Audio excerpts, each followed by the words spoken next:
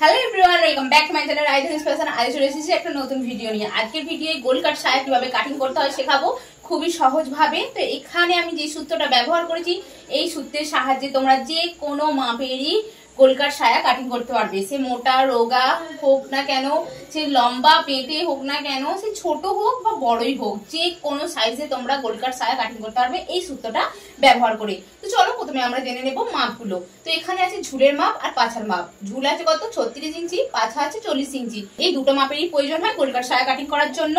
এবার তোমাদেরকে এখানে যে দুটো ড্রয়িং করা আছে, এই দুটো ড্রয়িং কি সেটা আমি তোমাদেরকে প্রথমে বলে দিই। এই যে ড্রয়িংটা করা আছে দেখতে পাচ্ছ, এটা হচ্ছে মেন কাপড়। এই কাপড়ের মধ্যেই হচ্ছে কুচিটা তৈরি হবে। আর এটা হচ্ছে কোমরপটি। এই পটির ওপরেই এই কাপড়টা যে কুচি হবে, সেই কুচিটা এখানে বসবে, কোমরপটির ওপরেই বসবে।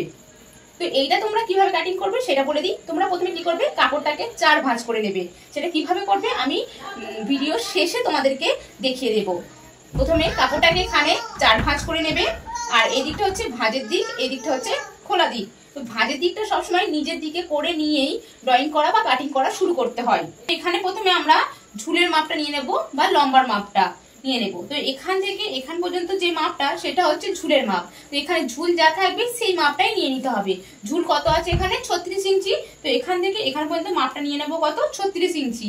ঝুল যা থাকবে সেই মাপটাই নিয়ে নেবে। এখানে চওড়ার মাপটা নিয়ে নেব। তো চওড়ার মাপটা হচ্ছে এখান থেকে এখান পর্যন্ত যে মাপটা সেটা হচ্ছে চওড়ার মাপ। তো এখানে চওড়ার মাপটা নেওয়ার জন্য কি করতে হবে, পাছা যা থাকবে তার হাফ করে নেব। তো এখানে পাছা কত আছে 40 ইঞ্চি, তাহলে পাছার হাফ করলে কত আসছে 20 ইঞ্চি। এখান থেকে এখান পর্যন্ত মাপটা হচ্ছে আমার 20 ইঞ্চি। বুঝতে পেরেছো? এবার চলে আসবো আমরা এখানে কোমরপটি। কোমরপটিটা বুঝিয়ে দিচ্ছি। দেখো, কোমরপটি কাটিং করার সময় কাপড়টাকে 2 ভাঁজ করে নিতে হবে। আর এখানে চওড়া আছে 5 ইঞ্চি। এখান থেকে এখান পর্যন্ত যে মাপটা আছে এটা হচ্ছে 5 ইঞ্চি। এই মাপটা সব সময় সেম থাকবে সবাইয়ের জন্য, যে কোনো সাইজের জন্য। এখান থেকে এখান পর্যন্ত যে 5 ইঞ্চি চওড়া সেটা সবসময় সেম থাকবে। এখান থেকে এখান পর্যন্ত মাপটা নিয়ে নেব। এটার জন্য কি আছে, পাছার হাফ প্লাস 1 ইঞ্চি। এখানে পাছা যা থাকবে তার হাফ নেব, তার সাথে আরো 1 ইঞ্চি এক্সট্রা নিয়ে নেব। তো এখানে পাছা কত আছে 40 ইঞ্চি, তাহলে এর হাফ কত হবে 20 ইঞ্চি প্লাস 1 ইঞ্চি মার্জিনের জন্য, তাহলে কত আসছে 21 ইঞ্চি। তো এখান থেকে এখান পর্যন্ত মাপটা নিয়ে নেব 21 ইঞ্চি। তো এখানে তোমাদের যদি পাছা অন্য সাইজ থাকে তার হাফ করবে, তার সাথে আরো 1 ইঞ্চি এক্সট্রা নিয়ে এখান থেকে এইখান পর্যন্ত মাপটা নিয়ে নেবে।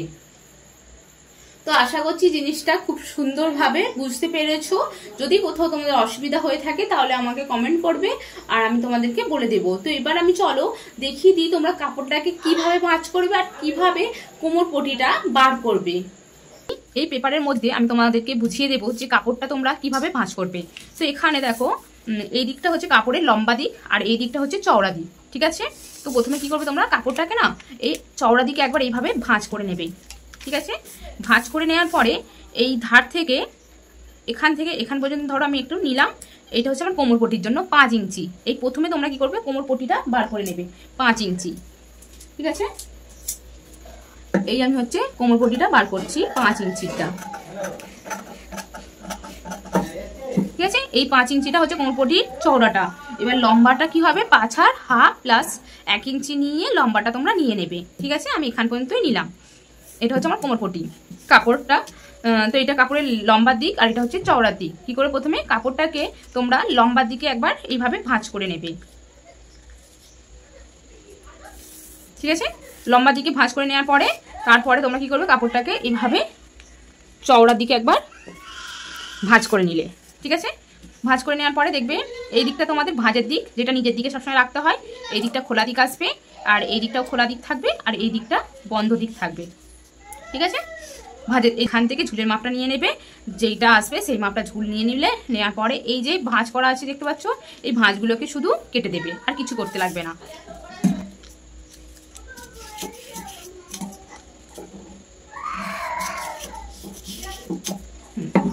ভাঁজগুলোকে শুধু কেটে দেবে, ঠিক আছে?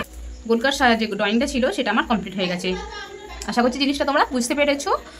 তো আবার দেখা হবে নতুন একটা ভিডিওতে। আজকের মতো টাটা।